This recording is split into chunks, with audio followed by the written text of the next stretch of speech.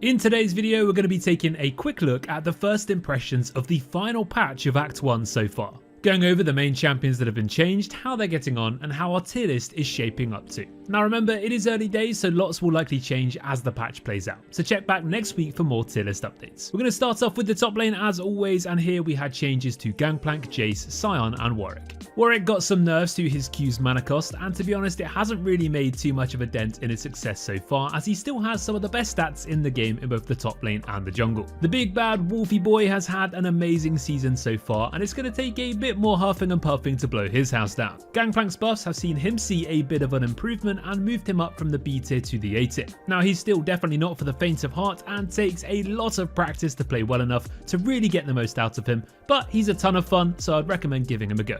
Maybe just not first time in ranked. Jayce's buffs didn't really make too much of a difference at lower ranks, but he's still insanely popular in high elo and has actually been one of the most played picks in Master and above for the majority of the season. Sion is still a very niche pick and only really effective when you really know how to abuse his ability to proxy waves and amass a serious amount of farm and pressure on the map. So even after his buffs, he's still staying in the B tier. In the top lane S tier then, we have a ton of choice. We've got Aatrox, Camille, Darius, Fiora, Garen, Gwen, Aurelia, Jax, Kayle, Kennen, Riven, and Warwick. Yes, Gwen's stats are pretty insane right now with the nerfs to tank items and her just absolutely obliterating those favourable matchups. Warwick remains on the OP side after his small nerfs, and Garen avoided nerfs this patch too, so take phase rush and bully lanes for some easy LP.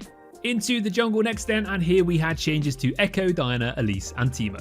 Elise has risen straight back up to the S tier after her changes, making her spider form W a little bit on the strong side, and now her stats so far this patch are seriously high in both the jungle and the support roles. Diana's been one of the best junglers in the game so far this season, and this patch she got some nerfs to her passive monster damage, but some buffs to her Q and W, so we did expect to see some improvements for her in the mid lane. And this has been the case so far, as her win rate in the jungle has dipped slightly and moved her down to the A tier, but she's now risen up to the S tier in the mid lane. Ekko got a small buff to his Q's base damage, but didn't really have too much of an impact in either the jungle or the mid lane, and Teemo's jungle buff saw him return to the B tier. So in the jungle S tier so far, we have Bel'Veth, Elise, Hecarim, Kindred, Lee Sin, Master Yi, Nunu, Viego, and Warwick. Master Yi continues to terrorize games, especially in low elo. Bel'Veth maintains her success as one of the strongest skirmishing junglers you can play, and Nunu is still surprisingly winning tons of games too.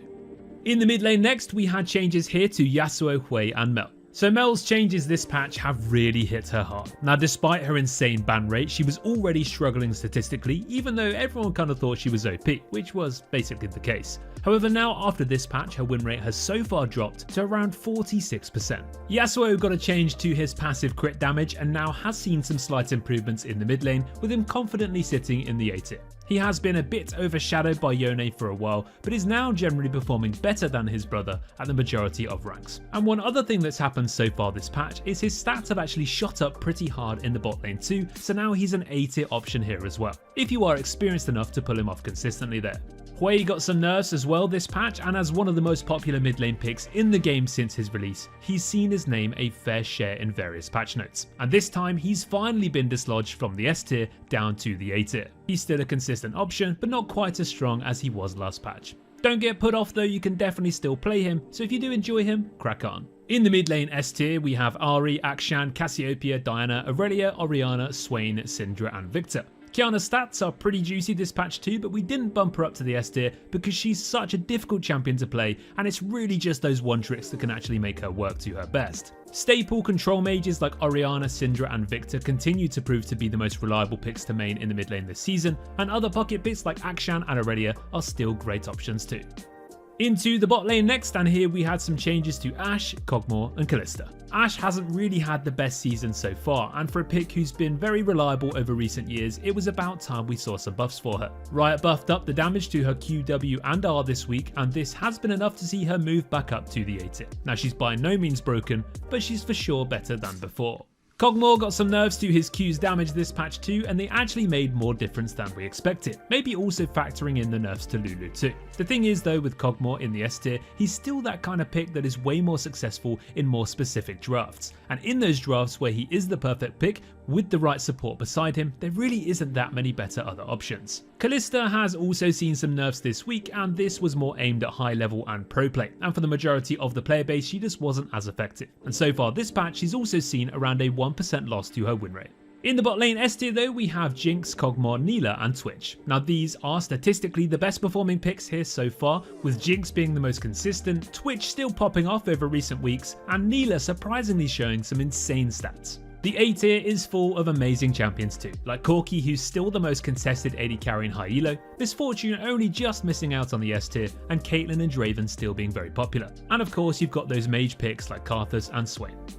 Finally, let's have a look at supports then, and here we had changes to Lulu and Nautilus, as well as Elise, which we've already spoken about previously. We've said this many times before, but Lulu has easily been one of the best supports in the game all season, and the nerfs were definitely expected. Now she still is in the S tier and is an amazing pick, but did see her win rate drop by around 1% so far this patch. Despite the nerf, she will continue to be one of the best enchanters you can play right now, especially if you partner her up with the right AD carries.